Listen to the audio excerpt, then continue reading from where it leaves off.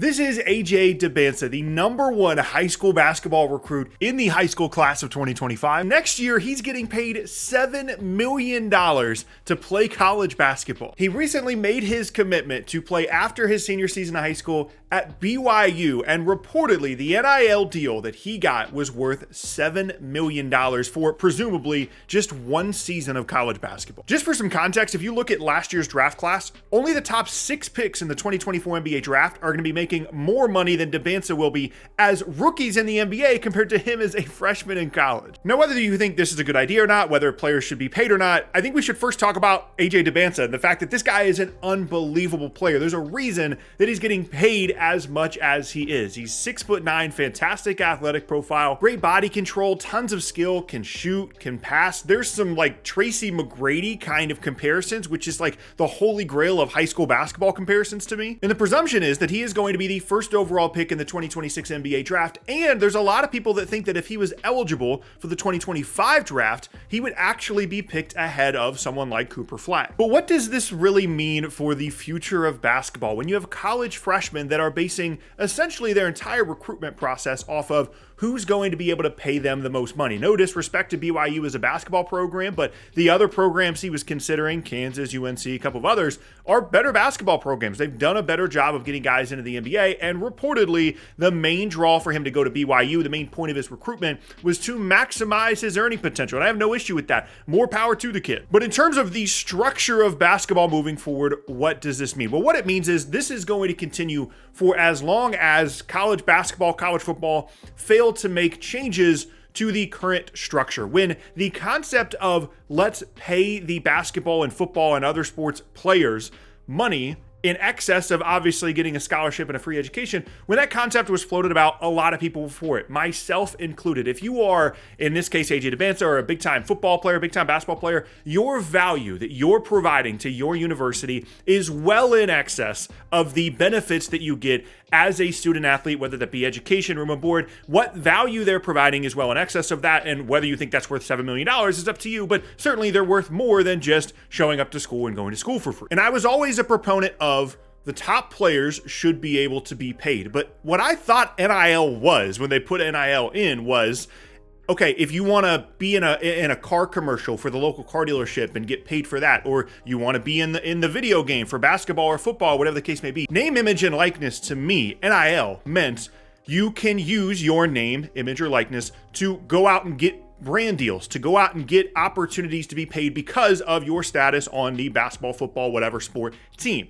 I didn't think it was going to be, let's put together a gigantic pile of money and then just hand out as much money as we possibly can to basically just have a payroll for all of these college athletes. Now, whether you agree with what I think it should be or you disagree with NIL entirely, you think these guys should just be getting scholarships, that's not really the point of the video. The point of the video is this stuff is not going to change until the rules change. As currently constructed, there are no rules. There's no collective bargaining agreement. There's no real restrictions on what you can or can't do. There's no payroll restrictions. There's no salary cap. There's no nothing. It's just, okay, who can put together the biggest pile of money? And then you use that pile of money to go and get these kids to come to your school. Like, just imagine if the NBA didn't have any rules, didn't have any structure, didn't have a collectively bargained agreement, a CBA on what you can spend on a player, what a max contract is. The whole reason that professional sports work is because you have a collectively bargained agreement between the owners, the Players Association, agents, all these different bodies working together to say, these are the rules.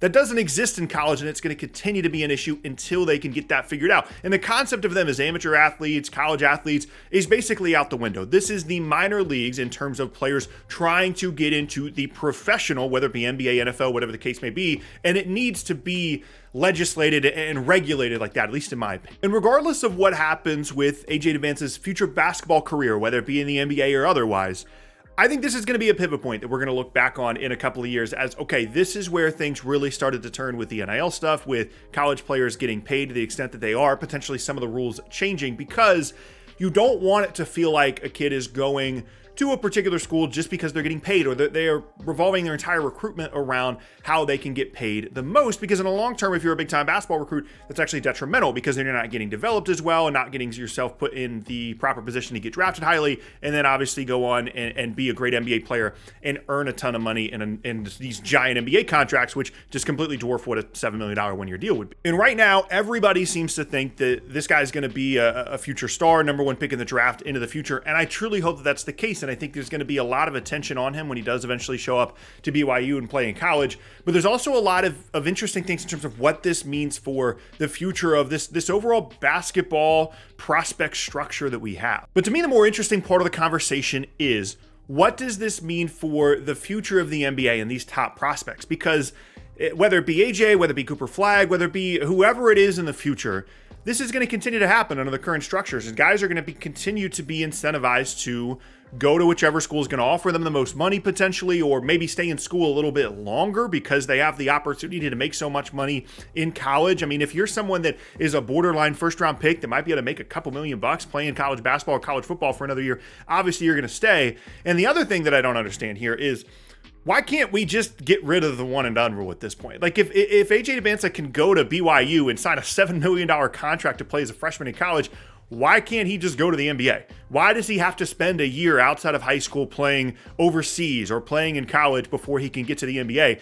He's signing an NBA contract. A team would pick him very highly, if not first overall. Why do we even need to have this rule in the first place? And I think this structure can actually benefit the one and done kind of structure, because the reason that the one and done rule was put into place was because too many high school kids were declaring for the draft to try and guarantee they were going to get themselves some money, whether they were ready or not, and then they weren't properly developing at the NBA level. But if you have both avenues, if you have, okay, I'm the sixth best high school player in my class, but maybe I'm not quite ready to just show up to the NBA straight away. Okay, I can get a couple $1,000,000, go play college basketball somewhere, and then go to the NBA. And I don't have to jump straight from high school to the NBA. But if you're AJ or Cooper Flagg or one of these guys that's good enough to go straight to the NBA, well, you can go ahead and do that as well. I don't understand why we still need to have this one and done rule in the first place. And so I actually think there is real benefit to this NIL structure that we could have in college, providing multiple avenues. That's the whole reason why kids started to go to the G League and get paid. It's the whole reason why kids started to go and play overseas and get paid, because they wanted to guarantee their earning potential. They were good enough and valuable enough as basketball and football players to earn money for their skills, and they weren't going to be earning money for their skills if they went to college. All that I think is extremely beneficial. But I think this is going to be the pivot point. This is going to be a point in time we're going to be able to look back and say, okay, we can't have kids signing $7 million one-year contracts essentially to play in college without a better structure around this, without some kind of rules, without some kind of regulations. Because at some point, if you don't put those rules and regulations in, the numbers are going to keep going up, ticket prices are going to keep going up, and it's going to just completely tear apart the foundation of what college sports is. Players should be paid, in my opinion. I don't think this is the structure in which it should be done. And I think this AJ Dybantsa thing is probably going to be the pivot point moving forward that we look back on.